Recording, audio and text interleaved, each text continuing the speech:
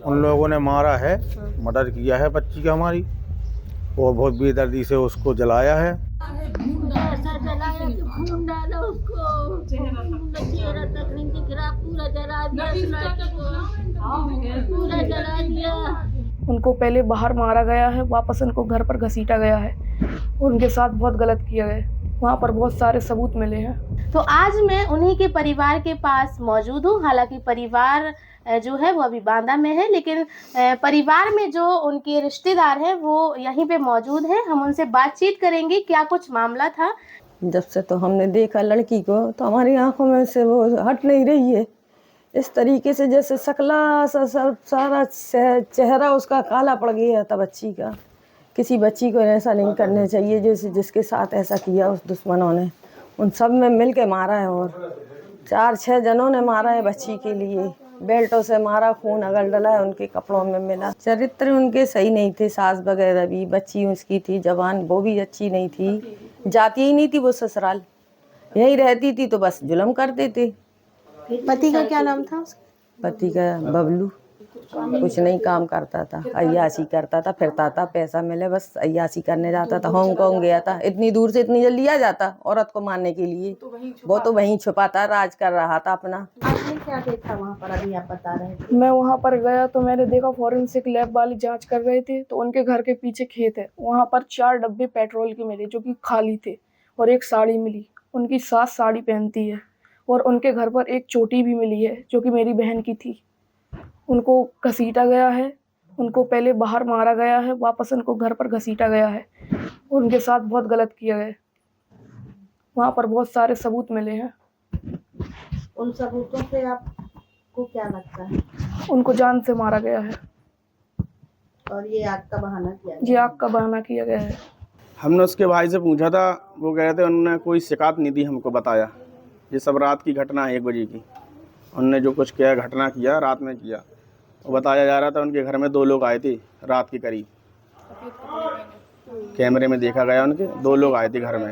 मुझे रात को 1 बजे की घटना है। सवेरे जो हमको सूचना मिली है 7:30 पे इधर। तो महिला बस खत्म हुई है कि? हाँ, उनकी अम्मी बस ख़त्म हो गई हैं जलकर, पूरी बॉडी जल गई है।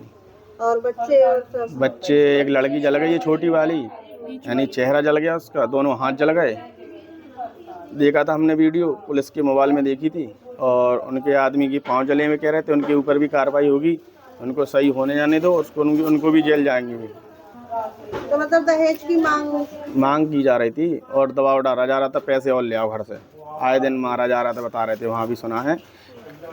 हो तो रहा था बहुत दिन से मारपीट, जो 3-4 दिन पहले बता रहे ज़्यादा मारपीट हुई।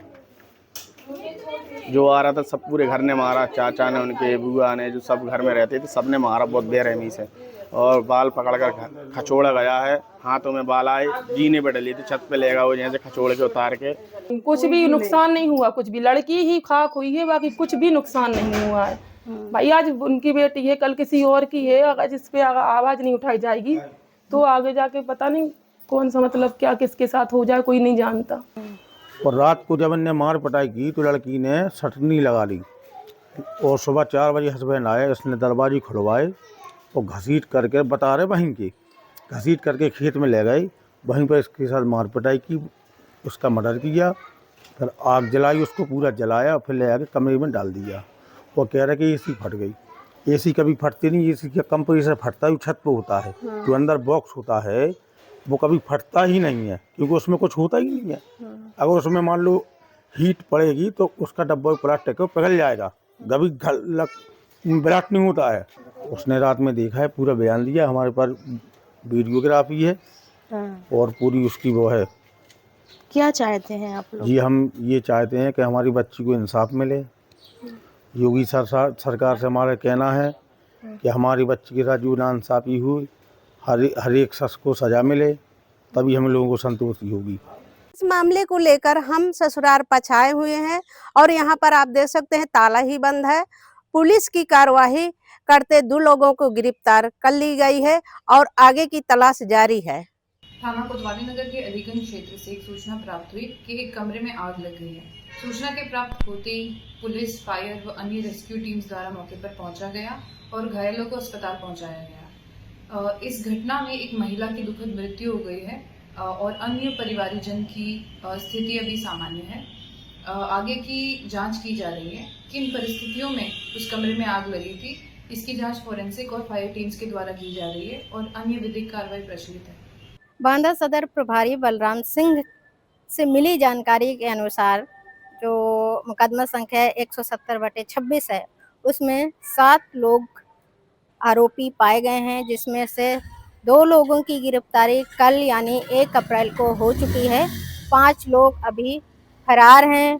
पुलिस टीम गठित कर दी गई है और उसमें अभी जांच चल रही है।